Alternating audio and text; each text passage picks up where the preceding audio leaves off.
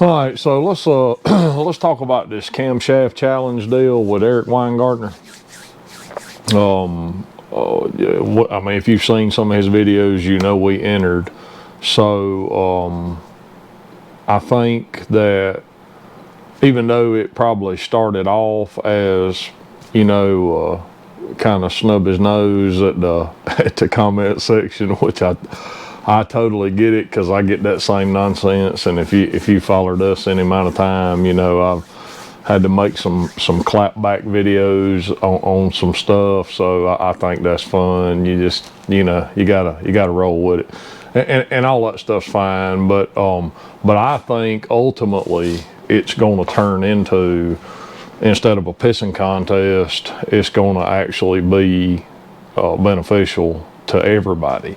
And that's the main reason why I got in on the deal. Not at all because, I think I'm the best, or I think I'm going to win, or any of that. Because for me, the data, and that's what I told Eric. We talked on the phone, because I sent 2 cams, and I wasn't trying to get around the rules, but there was, it wasn't a limit one per customer. None of that was in the rules. So as far as I was concerned, I mean, let's do 3 or 4, but I didn't want to be hoggish. So I ground the cam that I think would be the correct cam for that engine, for that RPM window in Bob's streetcar.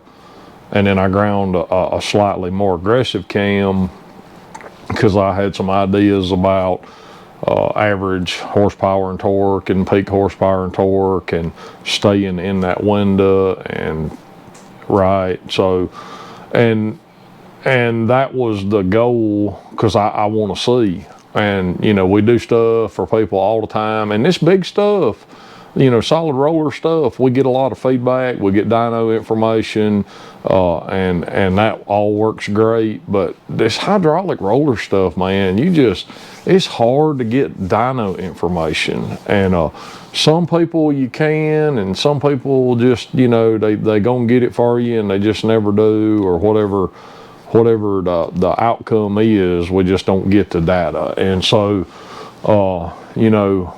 in the grand scheme of things, we've been doing this a little while, and we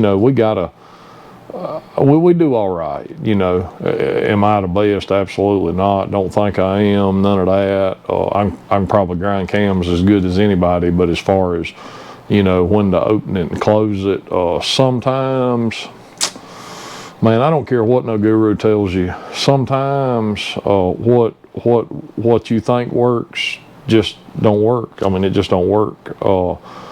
Something that I've noticed is the bigger higher end guys, when they're doing a new package, a lot of times they'll have, they'll call and say, I want you to grind 3 cams. And all 3 cams will be really close, but they're a little different. And they'll dyno all 3 cams, and they'll pick the best one out of the crowd. And then if it's still not doing what they want, with that data, then they can make some other changes. So even gurus that do it all day and all night, and that's all they're doing, I don't want to say guessing, but ultimately it's educated guesses. And again, we've done some stuff. We had a turbo car that really done good, and I done a cam, and everybody said that it was too small, and man, it just it set the world on fire. So having said that, the goal here is, the data is what we want. We don't, I mean, it'd be great to win, but in the grand scheme of the camshaft business, I'm still in kindergarten, and all these other places are in high school. So if I win, what does that say? I mean, so anyway, so the data is king to me. And I told Eric, because there was some question about whether or not he was going to be able to run both of them. Was we going to have time? And I told him, I said, hey, just, you know, let me know, and we'll come up with some extra money, whatever we need to do, you know. And so I seen the video today. Well, today is Saturday. I don't know when this video will come out, but he said that there was enough for four days. So my second cam was going to get in, which I'm grateful for.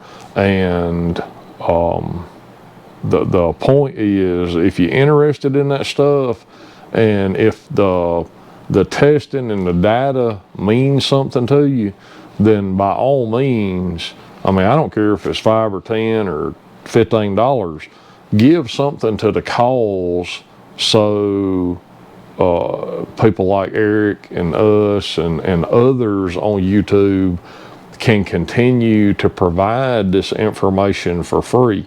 Because he said it in the last video, and I'll say it in this video, there are channels that are making lots of money on YouTube. You know, obviously he said, and I can say that mine and his is not one of them. I mean, we make some money on YouTube, but it's barely enough to cover the camera equipment and the time it takes to make and edit the videos. So as far as actually making money, we are not, because I mean, we got to stop, or we got to postpone a job, or whatever it is, to be able to get this filming done, because we could just move on through, but you know, we stop and pause and set up, and you know, so it definitely cost money for us to put these videos out, me and everybody else that does them. And it costs you $0 to watch the video.